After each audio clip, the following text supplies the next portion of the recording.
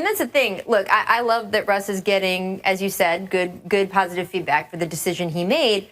We do have to be realistic. He only added 1 year to his deal. Correct. Last year, it was Kevin Durant who was being honored at this exact same ceremony, and now he's gone. Westbrook was up on that exact stage. And look, you have to ask, is it smart for him to stay loyal to Oklahoma City? Because in about a year, he's going to have to make that decision. Sam Presti's going to come to him and say, you think you're staying or not? Because if not, they're going to have to deal him because they can't get nothing for nothing again. So I don't know. Is it smart for him to do it? I mean, you've talked before about not wasting your prime years, right?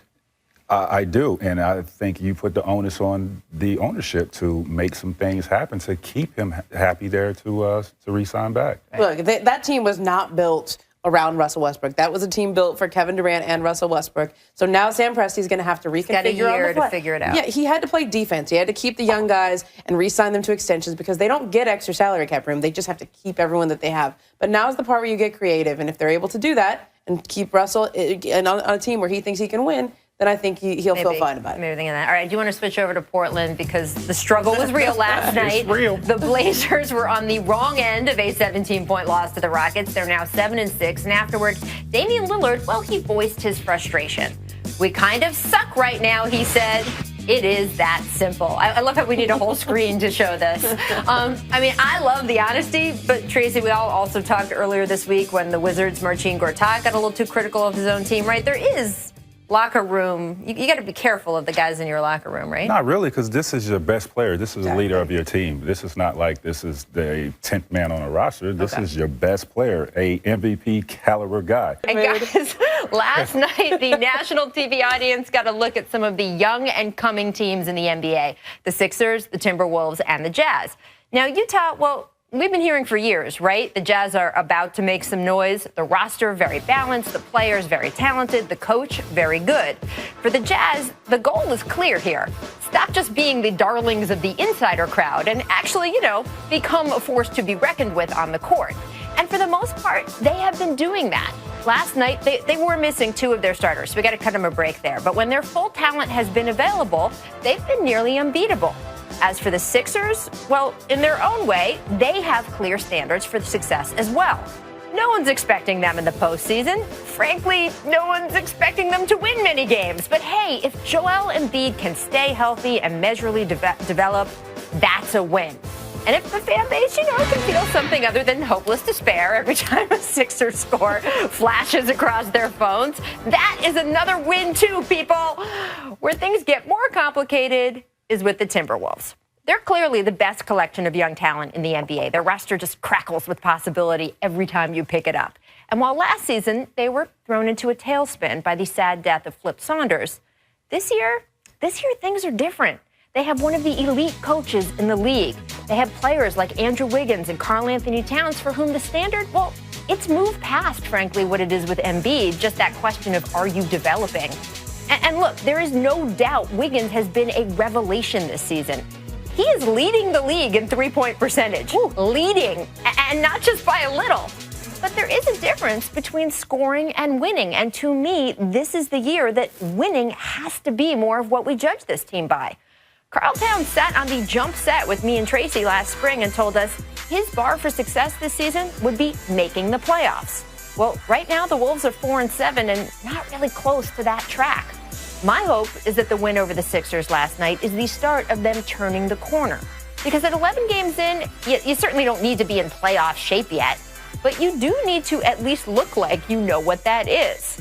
So, guys, I was going to ask Tracy this first, but, he's got his phone out. He's texting Karl Anthony Towns right now. Probably. I know. Hold on, like, Rachel. what should I be saying? My standard for success is they should be making the playoffs. What's Hold yours? on. Did you say in your monologue that win last night, you think they should have turned the corner? They played the Spurs last night? Or the Golden State Warriors? They did not snarf up the lead in the third quarter. That is a building block for this team, which maybe, by the way, is too low a bar. Well, so do you agree with me that they're not as on track as they should be right now? They're definitely underachieving. Okay. I had high hope for these guys, considering the talent level that they have, with Wiggins being better, Anthony Karl Towns, he's becoming better. And the pieces that they have, you suspected that they came into the season strong, and then you add an elite coach to this bunch, but then you look at Kevin Garnett's gone.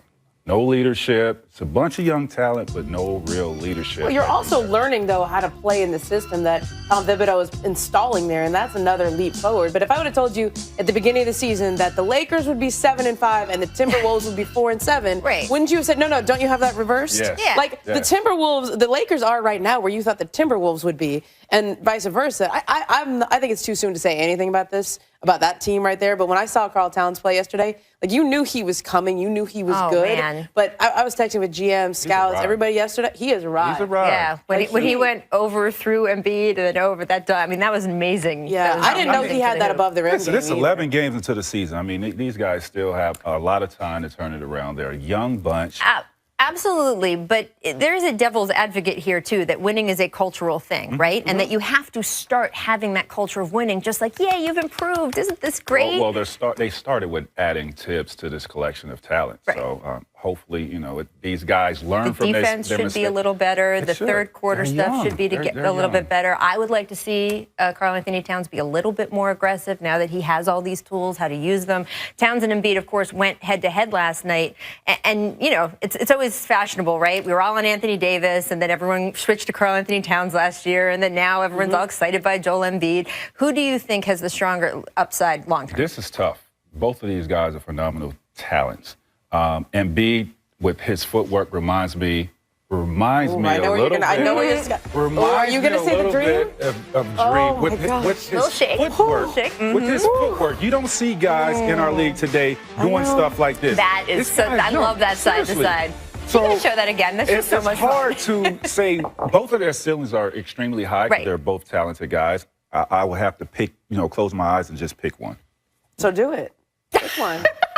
I have to touch him. I mean, he's All right, well, I will pick one. I'll say Karl Towns. Okay. Because I think Karl's got a more well-rounded game. Plus, he doesn't. Okay, I'm going to knock on wood as I say this. Okay, it's glass, so is that enough? He doesn't have an injury history. Yeah. He's not on a minutes restriction. I mean, look at him shoot. He's got a three-point game. He is he's a 5, but he's a stretch 5. He's got an above-the-rim game. He is so skilled. And, he is. And just maturity-wise, you've had him on the show. You've talked to him. He is. I remember talking to him crazy. Talking to him last year, and we did this interview where the mics weren't working, the camera wasn't working. He was sitting there waiting around 20 minutes, and we're all trying to stall, right? And he was telling me kind of what his summer was like. And I remember him saying, he goes, yeah, I really like being out in Los Angeles. I would actually just go out and walk around. I'm like, what do you mean walk around? He was like, yeah, I just walk down Melrose. And I'm like, just by yourself? And he was like, yeah, I'm fine with it. And I've never heard a kid that young go around Los Angeles, just being curious about the world, curious about his place, and not needing a ton of people around him to validate him and kiss up to him. I do think you're right, though, about a veteran, because Rubio obviously is a more veteran presence on the floor. I don't know if in the locker room he's the one to teach you about the culture of winning, just because he's been in that franchise where they haven't had that. You kind of wonder if that makes a difference. I just got can we show it again? Can we, Danny? Producer Danny is telling me we can show it again. Can we show it again? Yes, we can show it. Come on, show that side by side. Look at that. That's so good. That's so good. Please show the other one. Thank you, Producer Danny. Boom. Oh, that's so good. There I think he studied Hakeem. I love it. I love that. I think I could just watch that on a loop. I do want to move on to Chandler Parsons, though, because, look, the story has gotten so good today, even. We know Parsons signed the $94 million deal with Memphis in July. Still plenty of hard feelings for Mavs fans. Memphis plays at Dallas tonight, and Parsons had this to say, quote, so when it comes to Dallas, you're going to get mad at me because Dirk decided to take less money to bring in a real good player. What? No, really good player. And then, unfortunately, he gets hurt. That's why you're mad? Sure. Boo me. Look, this is just the latest in what's been quite a saga. If you have not read the amazing ESPN.com article that Tim McMahon put out this morning, you really need to go to the website. The story details all of the carousing that Chandler and Mark Cuban used to do together, how things went wrong. I mean, Ramona, is this really about where the lines should be between a player and an owner? Because it seems like it's caused incredible hard feelings. Yeah, I thought that was a great article that Tim had, because one of the issues that he got into was simply when Chandler was he was so close to Mark Cuban that in a lot of ways the people around Mark Cuban resented it, right? Dirk Nowitzki, Rick Carlisle, Donnie Nelson, these are other guys who run the franchise. Again, because of a lot of drinking.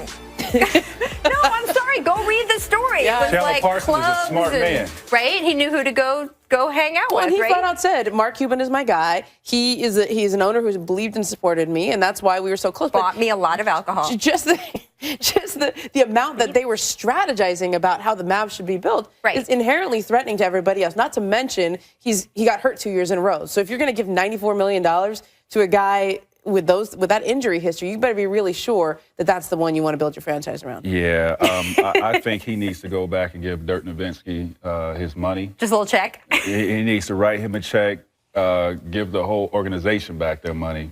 Dirk's the one who said yes. Like, nobody's twisting it- Dirk's arm. You know, Dirk doesn't even have an agent. Like, correct. Dirk is just a guy who is honest, takes things as they come. Yeah, but I mean, Loyal.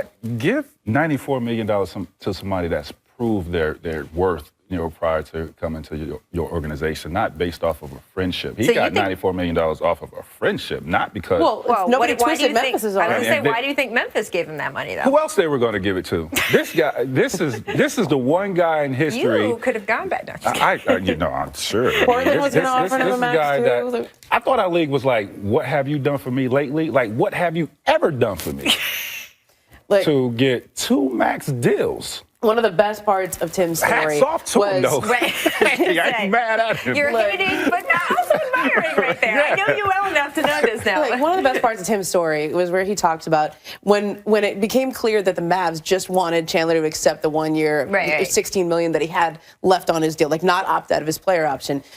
Mark Cuban apparently stopped returning his text messages and calls. Just like someone else we know. Who? DeAndre Jordan? There we go. Just a little DeAndre Parsons Jordan move there. hate. There we go. All right, before we go to break, I do want to take a minute Don't hate, to Tracy. I never this is hate. nice. This is a nice story. We want to welcome back the Pelicans' Drew Holiday, right? This is lovely. He is returning to the court tonight. If you haven't been following this story, it's been a roller coaster. Drew is married to Lauren Holiday. Yes, that's the same Lauren Holiday who won 2 gold medals and a World Cup title as a member of the U.S. women's soccer team. But this past year, Lauren, who was pregnant with the couple's first child, was diagnosed with a brain tumor. In the months since, the family has seen the baby safely delivered. The tumor in Lauren's brain has been removed.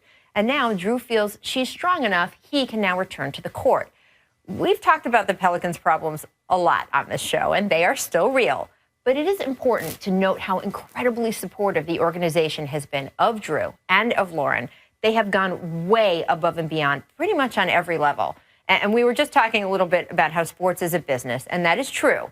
But one of the special things about the NBA is that sometimes it's also not. So when Drew walks onto the court tonight, both he and the team deserve a hearty round of applause. Right, guys? Welcome back, Absolutely. Drew. I know AD That was awesome. misses you. That is true.